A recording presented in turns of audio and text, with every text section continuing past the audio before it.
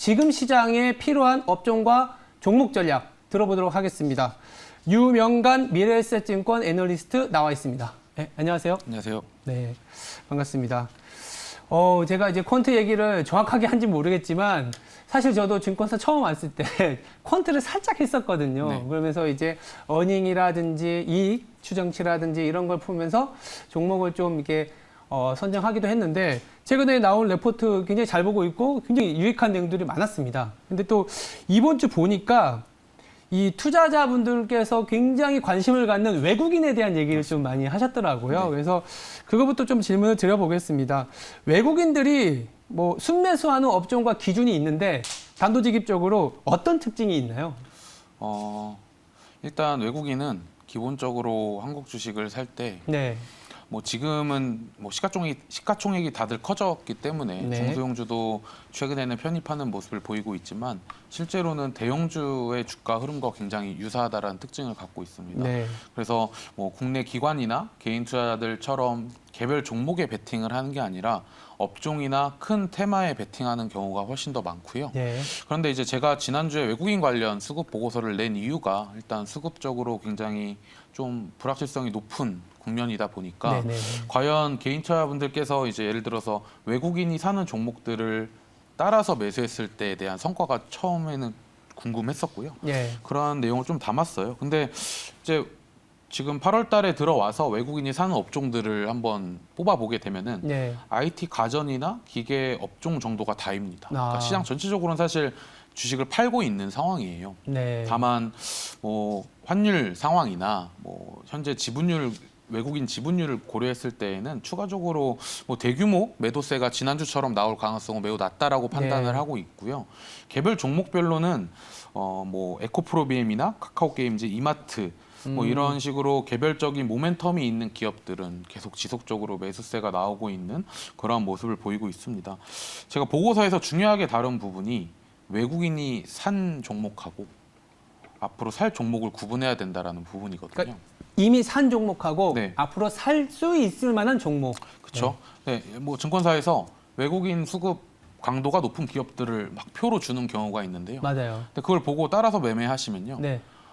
상승 확률이 40% 수준입니다. 50%가 안 돼요. 네. 그것처럼 굉장히 외국인을 따라 사는 단순한 전략 자체는 시장을 이길 수 없는 전략이다라는 거는 꼭 명심을 해주셨으면 좋을 것 같고. 네. 근데 이제 외국인이 사는 종목들의 성과는 또 좋아요. 그러니까 본인들이 주식을 살 때 실제 우량주나 뭐 모멘텀이 있는 주식들을 사겠죠. 네. 그래서 상승 확률을 계산해 보면은 거의 95%에 육박합니다. 그러니까 외국인이 담고 있는 주식들의 성과는 그러니까 좋아요. 미묘하지만 좀 차이가 있네요. 그렇죠. 네. 그러니까 뭐 한 달 동안 외국인이 많이 산 주식들을 뽑아서 사는 것은 사실 따라하시면 안 되고요. 앞으로 한 달 동안 외국인이 살 종목들을 어떻게든 찾아내는 게 뭐 성패를 좀 좌우한다라고 보실 수가 있겠습니다. 근데 참 어려운 게 아까 이제 연구원님께서도 말씀하셨지만 살 종목 이게 그쵸. 참 어려운 거잖아요. 예, 약간 좀 어려운 질문이지만 네. 살 만한 종목은 그쵸. 또 어떤 특징을 갖고 있을까요? 일단 첫 번째는 네. 주가 모멘텀처럼 올라가는 주식이 계속 오른다라는 말을 들어보셨잖아요. 그렇죠. 일단은 외국인이 사는 종목들을 후보군으로 잡아야 합니다. 그러니까 외국인이 지금 팔고 있는 주식들은 뭐 특별한 모멘텀이 생기지 않는 이상은 그거는 사실 맞추기가 굉장히 어렵죠. 저희들이. 그렇죠. 그러면은 일단 매수세가 시작된 종목 중에서 네. 앞으로도 매수를 계속 지속할 만한 것들을 찾아야 하는데 제가 지난주에 낸 보고서에서는 실적입니다. 결국에는 조금 뻔한 얘기일 수도 있지만 그렇죠. 2012년도부터 제가 분석을 해봤을 때 코스피에 상장된 전체 기업들하고 외국인이 한 달 동안 많이 산 기업들의 이익 모멘텀을 서로 비교해 보게 되면요. 명백하게 차이가 나고 있습니다. 그 뜻은 외국인은 밸류에이션보다는 실적을 보고 주식을 네. 사는 경우가 많았다라는 뜻이 될 수가 있고요. 그러면은 최근에 외국인이 사는 기업들 중에서 이익 모멘텀이 나쁘지 않은 기업들은 지속적으로 외국인 수급이 긍정적일 수 있다라고 저는 판단을 좀 하고 있습니다. 그리고 8월 달에도 비슷한 결과가 나왔어요. 그러니까 외국인이 순매수하는 기업들하고 순매수하지 않는 기업들의 이익 모멘텀을 비교해 봤을 때에는 확실히 차이가 나는 부분을 확인하실 수가 있거든요.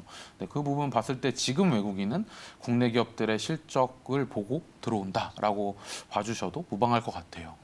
아까 굉장히 좀 의미 있는 네. 답변 중에 하나가 아니면 저도 이제 와닿는 답변 중에 하나가 외국인은 밸류보다는 이익 모멘텀을 맞습니다. 보고 들어왔다. 네. 이게 전략하다가 보면은 데이터를 그려보면 우리나라의 코스피 PER이라든지 PBR 그려보면 그거를 외국인 지분율이나 순매수, 누적 순매수 그려보면 뭔가 잘 안 맞아요. 맞습니다. 근데 수출 증가율하고 그려보면 어느 정도 맞아 맞습니다. 가거든요. 네. 그 말씀을 하신 것 같고 그렇죠. 아까 이제 이익 모멘텀이라고 했는데 그렇다면 우리가 흔히 이제 그 이익을 보면 매출도 있고 영업이익도 있고 사실 순이익도 있고 네. 다양한데 주로 그래도 이익 모멘텀 중에 어떤 부분 뭐 비율 변화를 보시는 건지 그렇죠. 네. 그러니까 제가 말씀드리는 이익 모멘텀은 네.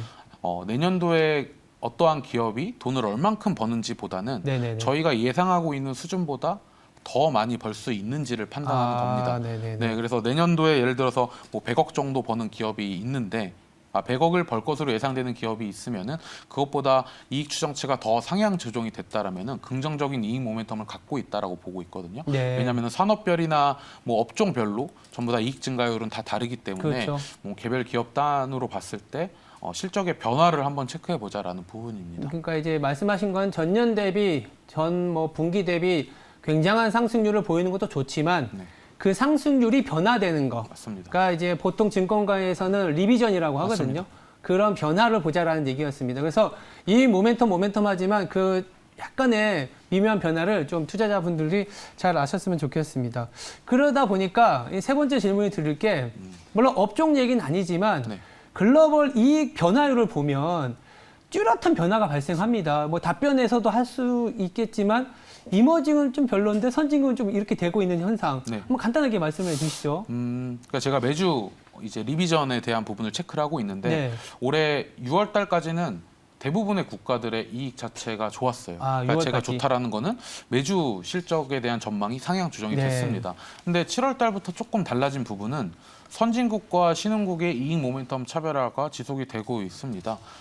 신흥국에서 사실 중국의 문제가 조금 커 보여요. 왜냐면은 한 2달가량 지금 이익에 대한 전망치가 하향 조정이 되고 있는 반면에 네. 이제 선진국, 그러니까 대표적인 미국, 유럽, 일본 같은 경우에는 뭐 한 달 전 대비 오히려 지금 앞으로 이익이 한 3% 이상 상향 조정이 됐거든요. 네. 네. 그래서 선진국과 신흥국의 요 이익 모멘텀 차별화가 조금 진행이 되고 있다라는 부분을 말씀드리고 싶고, 네. 제가 글로벌 어닝스 리비전 안에서도 한국에 대해서 따로 작성을 하고 있는데 네. 한국은 굉장히 좋았습니다. 한국도 마찬가지로. 근데 최근 2주 동안은 국내 기업들의 이익 개선세가 조금 둔화가 되고 있는 모습이에요. 근데 이거는 사실 면밀히 좀 분석을 하셔야 되는 게 유틸리티나 조선 업종 이 두 개의 업종의 영향이 조금 컸습니다. 대표적으로 유틸리티 업종은 사실 한국전력이 대부분의 실적을 차지하고 있는데요. 최근 2주 동안 거의 0.9조 원 가까이 하향 조정이 됐기 때문에 지금 국내 기업들의 이익 모멘텀이 정체되어 있는 것처럼 보이지만 분명히 그 중에서도 이익이 좋아지는 업종도 찾을 수가 있고요. 뭐 안 좋아지는 업종은 사실 뭐 앞서 말씀드렸듯이 유틸리티, 조선 업종 빼고는 조금 뭐 대부분의 업종의 실적은 여전히 견고한 모습이다라고 말씀드리고 싶어요. 그리고 한 가지만 더 말씀드리면 예. 같은 업종 내에서도 실적이 좀 차별화가 진행이 됐습니다. 네. 이게 1분기나 2분기 같은 경우에는 같은 업종에 있는 기업들이라면은 뭐 같이 실적이 움직이는 경우가 많았었는데 이 최근의 리비전 자체가 조금 차이가 나고 있어요. 예를 들어서 유통업종 내에서도 최근에 이마트만 실적이 굉장히 추정치가 올라가고 네. 있습니다. 뭐 그만큼 어느 정도 실적이 코로나 이후에 회복을 마친 상태에서는 다시 경쟁하는 좀 개념으로 접근을 하셔야 될 것 같아서 시장 전체의 이 모멘텀을 보는 것도 중요하지만 좀 세부적으로 좀 면밀히 보셔야 할 국면이 시작이 된 게 아닌가라고 저는 생각을 하고 있어요. 말씀하신 것처럼 사실 우리나라의 어닝 즉 이익의 그 상향 조정이 거의 상반기는 거의 뭐 가파른 속도로 올라왔지 않습니까? 그렇죠. 네. 근데 이게 뭐 2주 동안 살짝 둔화되긴 했지만 이게 뭐야 대수야 할 수도 있지만 또 한편으로는 네. 이게 더 갈 수 있겠냐라는 또 저는 시각도 좀 그쵸, 있어요. 맞습니다. 그래서 아까 종목별로 업종별로 보자 이럴 때 사실은 퀀트 베이스가 저는 잘 된다고 저는 말씀을 드리고 있는데 사실 좀 어려운 부분이긴 합니다. 그래서 제가 이제 추가로 질문 드리고 싶은 거는 그렇다면 지금 연구원이 보셨을 때 국내 증시에서도 분명히 조금 저평가라든지 아니면 이 정도의 섹터는 좀 기대해 볼 수 있을 만한 그런 섹터인데라고 하는 게 있을까요? 우선 제가 앞서서 이익 모멘텀이 살짝 둔화가 되고 있다라고 말씀드렸기 때문에 네. 하반기에도 상대적으로 실적에 대해서 크게 우려하지 않아도 될 업종부터 말씀드리면 저는 리오프닝 관련 업종이라고 좀 먼저 보고 있습니다. 리오프닝. 네, 왜냐하면 코로나가 생각보다 회복이 늦어지면서 네. 이 리오프닝 관련 업종들, 예를 들어서 호텔 레저나 뭐 운송, 화장품 같은 업종들은 실적 회복이 늦어졌거든요. 근데 그 주가가 좀 먼저 올라간 그쵸? 느낌이 있지 않을까요? 네, 사실 델타 변이가 확산되기 전에 이미 네. 주가가 반등을 했다가 네. 델타 변이가 확산이 되면서 다시 좀 주가가 쉬고 다시, 있는 상황이에요. 근데 실적 기준으로 말씀드리면은 오히려 다른 업종들에 비해서 턴어라운드가 굉장히 늦습니다.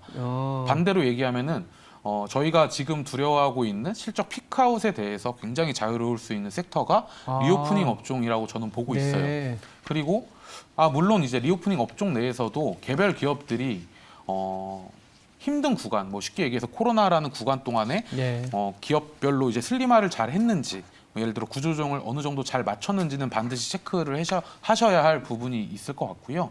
두 번째는 저는 반도체 업종을 좀 말씀드리고 싶어요. 반도체. 왜냐하면 요새 핫한 종목입니다. 그쵸. 업종입니다. 저평가 업종이라고 질문을 해주셨기 때문에 저평가. 그렇죠. 네. 물론 뭐 내년 올해 4분기부터 내년 상반기까지에 대해서 이제 메모리 가격 둔화 이슈가 네. 존재하기 때문에 주가가 맞아요. 최근에 굉장히 재미가 없었는데 네. 저평가라는 기준에 있어서는 사실 지금 반도체만한 섹터는 없습니다. 어느 정도 메모리 가격 하락 이슈에 대한 부분은 충분히 저는 반영이 되어 있다라고 보고 있고요. 미리 한번 내년도에 디램 가격 빠지는 부분들을 계산을 해봐도 올해보다는 내년도에 실적 그로스가 나오는 대표적인 섹터입니다. 오히려 올해 기업들의 실적이 워낙 좋다 보니까 내년도에 갔을 때에는 이익 증가율이 둔화되는 업종들이 굉장히 많은데 반도체 업종은 지금 디램 가격 하락 이슈에도 성장이 충분히 나오는 섹터고요. 네. 그리고 뭐 제가 지금 리오프닝 관련 업종 그리고 반도체 업종 말씀드렸고 마지막으로 저평가랑은 좀 거리가 멀지만 네. 2차 전지 업종은 꼭 말씀드리고 싶어요. 사실 제가 분석을 하는 데 있어서 2차 전지는 업종 분류가 안 되어 있습니다. 그렇죠. 네, 한 좀- 몇 년 전만 해도 테마성이 강했잖아요. 그쵸, 맞아요. 근데 지금은 테마라고 보기 어려울 정도로 첫 번째 시가총액이 굉장히 커졌고요. 두 번째는 2분기 올해 한 작년 4분기부터 어느 정도 돈을 벌고 있습니다. 이 관련 기업들이. 네. 그러면 사실 테마가 아니라 업종으로 좀 봐야 되는 국면이 있고요. 앞에서 말씀드렸던 외국인이 뭐 최근에 수급이 굉장히 안 좋은데 그 와중에도 사는 업종이 2차 전지 관련 업종입니다. 그래서 저는 이 세 가지 업종을 조금 주목해서 바라보고 있습니다. 네.